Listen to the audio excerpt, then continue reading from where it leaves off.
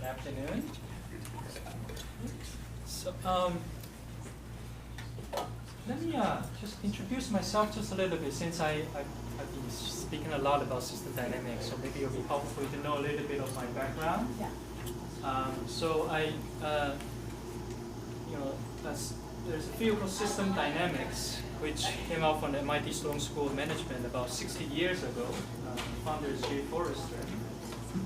Let's do, yeah, that's right. Yeah, and so system dynamics, and there's a field of systems thinking and system dynamics modeling. System thinking and systems mapping, can you think of as systems thinking, where it's more of a qualitative way of mapping the system and how people, stakeholders relate to each other in the system. And then you can then turn that into a computer simulation model to actually do scenario analysis for you to understand how system might evolve when you intervene at different point in the system. So I did my PhD at the MIT Sloan School in System Dynamics, and unfortunately studied with Peter Senge and John Sturman. But what I learned from them the most is it's only one tool. So it's only a tool that most importantly, how do you create a space for us to have that deeper dialogue on seeing the larger system? And how do you create that space where we go from just our mind to gradually open our heart and eventually open our will? Right? So using the Otto Scharmer theory process as also another framework.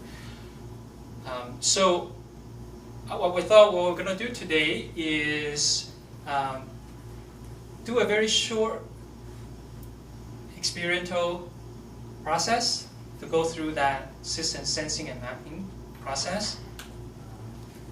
The challenge is that we only have about an hour, and system is very complex, so we're just going to try and see how it works. Okay, and last but not least, yes, I'm from MIT, but I'm the real MIT because I was made in Taiwan. Since day one.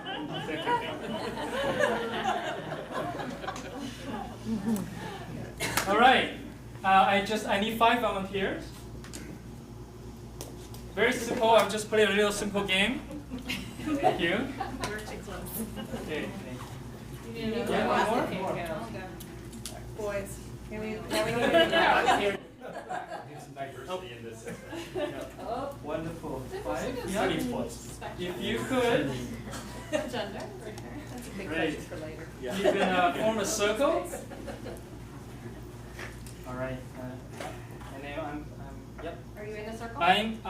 Are you part of the system? I am part of the system, but not really. We'll see. So we're in a circle now, okay? Yeah. So other people, please observe. This is a social system. So welcome team. I am your boss. You're my teammates. Okay. So what we're gonna do? Very simple.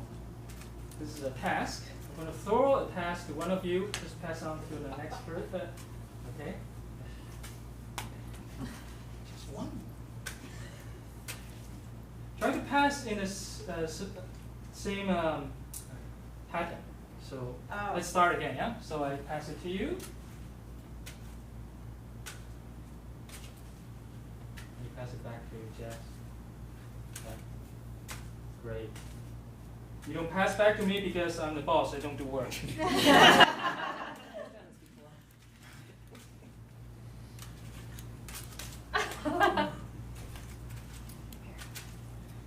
The rest just observe this social system, what happened dynamically over time. And we're going to map it out.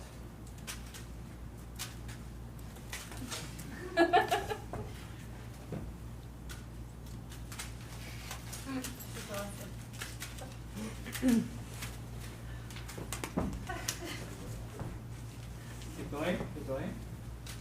There's a deadline coming, faster. Keep going, keep going.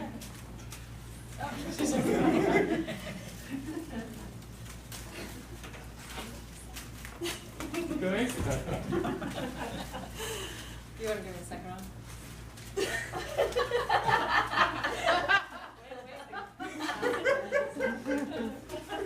All right. Okay.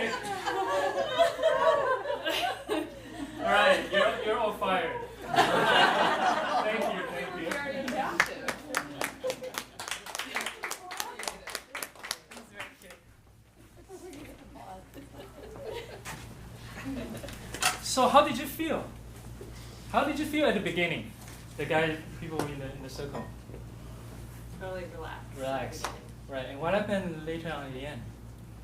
At the end, I was just really focusing on, like, I need to focus on what I need to do and get it to the next person, and I don't really care what's happening. Right. So it's what's in, what's out. That's only your focus, right?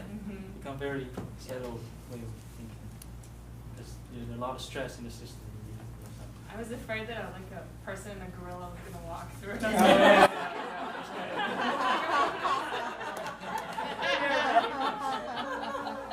Do people know what Jess is referring to?